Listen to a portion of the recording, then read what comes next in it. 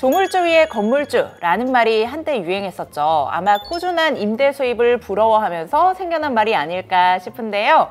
하지만 부동산은 소액으로 조금 건물주가 되기에는 조금 쉽지 않다라는 단점이 있습니다. 그래서 최근에 현명한 투자자들 사이에서는 배당 투자를 통해서 조금 정기적인 수입을 만들려는 노력을 하고 있는 것 같은데요. 그래서 오늘은 배당 투자에 대해서 이야기 나눠보도록 하겠습니다. 하나자산운용의 박지원 대리님 모시고 얘기 나눠보도록 하겠습니다. 대리님 안녕하세요. 네, 안녕하세요. 네, 반갑습니다. 네, 배당주에 투자를 하면 배당도 받고 주가가 상승하면 추가적인 수익도 받을 수 있다라고 알고 있는데요. 그런데 배당을 많이 주던 기업에 이 배당이 조금 감소하면 조금 주가도 크게 하락하는 경우가 있더라고요. 이 배당 투자 진짜로 좀 의미가 있는 걸까요? 배당 투자를 하실 때 짧은 시계열로 보신다면 주가가 상승하거나 하락할 수 있는 리스크가 있는 것은 사실입니다. 하지만은 좀 중장기적으로 배당 투자를 하신다고 생각을 하시면은 일시적인 주가 하락보다는 배당 투자에 대한 컨셉과 장점에 좀 더 초점을 맞춰서 투자를 하시는 게 바람직하다고 생각을 합니다. 배당금을 수취하셨을 때 배당금을 재투자하셔서 복리 효과를 좀 더 극대화하실 수도 있고, 그래서 이제 자산 증대를 좀 더 효과를 누릴 수도 있을 것 같고, 단기적인 주가 하락을 상쇄하면서 추가적인 주가 상승을 기대해 볼 수도 있을 것 같습니다. 이렇게 복리 투자를 해보는 것도 굉장히 유용할 것 같다라는 생각이 드는데요. 그러면 이렇게 저와 같은 조금 초보 투자자분들에게 있어서는 방금 말씀해주신 내용을 다 따져보고 투자를 잘하기가 조금 쉽지는 않잖아요. 그래서 최근에는 좀 테마에 투자하는 ETF가 또 인기를 끌고 있는데, 그렇다면 이 고배당주 투자도 ETF를 좀 노려볼 수 있을까요? 네, 맞습니다. 배당주 투자도 ETF를 통해서 분산 투자 하신다면은 개별주 하락에 대한 리스크를 좀 상쇄시킬 수 있으실 것 같습니다. 최근에는 다양한 배당형 ETF가 많이 출시가 되고 있는데요. 투자자분들의 성향이나 각자 입맛에 맞게 ETF를 골라서 투자를 하실 수 있습니다. 특히 배당은 세금이 꼭 따라다니기 마련인데요. 연금 계좌에서 투자를 하신다면 매매 차익이나 배당에 대한 과세가 연금 인출 시기로 이연되면서 동시에 저율과세되는 장점이 있습니다. 또한 배당을 재투자하신다면 복리 효과의 극대화를 누리실 수도 있습니다. 그렇다면 오늘 소개해 주실 ETF는 무엇인가요? 앞서 말씀드렸듯이 최근에 시장에 다양한 배당형 ETF가 많이 출시가 되고 있는데요. 그중 국내 상장 배당형 ETF 중에 AUM 규모가 가장 크고 상장한 지 12년이나 되어서 안정적으로 운영되고 있는 저희 하나자산운용의 아리랑 고배당주 ETF에 대해서 말씀을 드리려고 합니다. 네, 아리랑 고배당주 ETF 어떠한 기준으로 종목을 선정하여 투자가 이루어지는 걸까요? 네, 우선 저희 아리랑 고배당주 ETF의 기초지수 룰부터 말씀을 드리자면 유가증권 시장 상장 기업 중에 유동시가총액 상위 200종목을 먼저 선정한 다음에 배당 여력에 영향을 미칠 수 있는 재무 건전성, 즉 ROE나 ROA와 같은 재무적 요소들을 고려하여서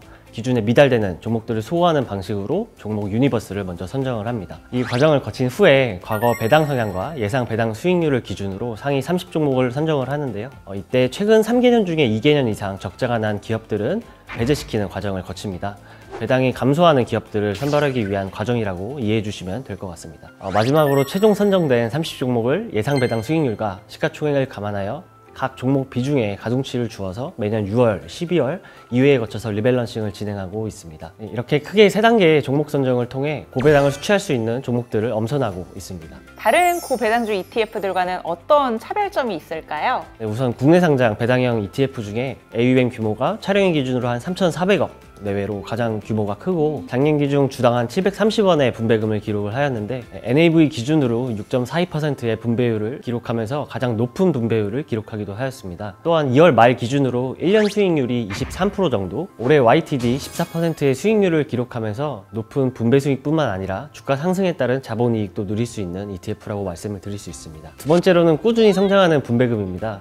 코로나 사태가 있었던 2020년 분배금을 제외하고 매년 분배금이 증가하고 있는 추세에 있습니다.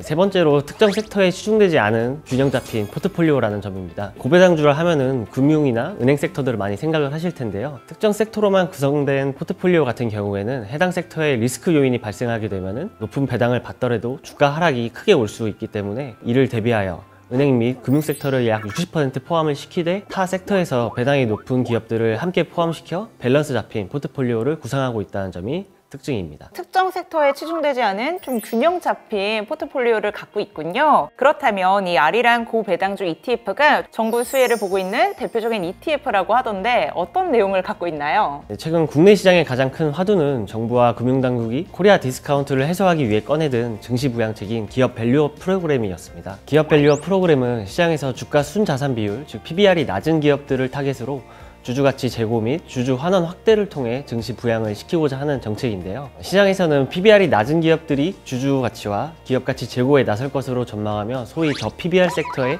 순매수세가 몰리기도 하였습니다. 이 덕분에 대표적인 저 PBR 섹터인 금융, 지주사, 유틸리티와 같은 섹터들이 다수 포함되어 있으면서 분배율도 높은 아리랑 고배당주가 큰 폭의 주가 상승을 보이기도 하였습니다. 이러한 정부의 정책에 가장 적극적인 모습을 보인 것은 외국인 투자자들이었는데요.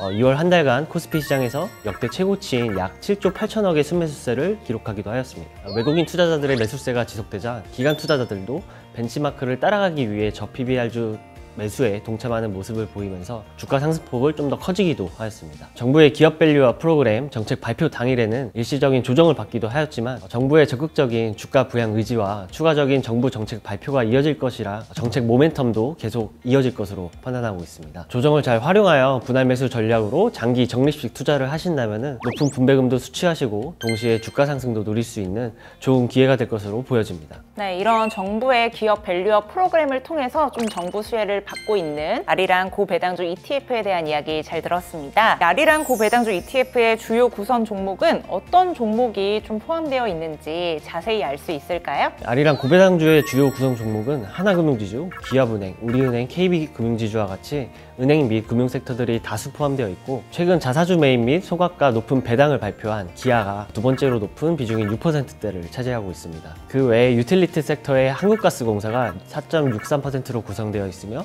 높은 배당을 보이고 있는 기업들이 탑10 종목에 포함되어 있어 섹터별 분산 투자를 통해 밸런스를 잡힌 포트폴리오를 유지하고 있습니다. 아리랑 고배당주는 통상 1년에 1회 분배금을 드리고 있는데요. 분배 기준일은 4월 마지막 영업일이기 때문에 이 영업일 전까지 아리랑 고배당주를 보유 중인 분들은 5월 초에 분배금을 수취하실 수 있습니다. 말씀해주신 대로 분배금 잊지 말고 잘 챙겨서 꼭 받으셔야 될 것 같습니다. 네, 오늘 귀한 시간 내주셔서 감사합니다. 저희 그러면 마무리 인사 한번 해볼까요? 네, 여러분 모두 연금 부자 되세요.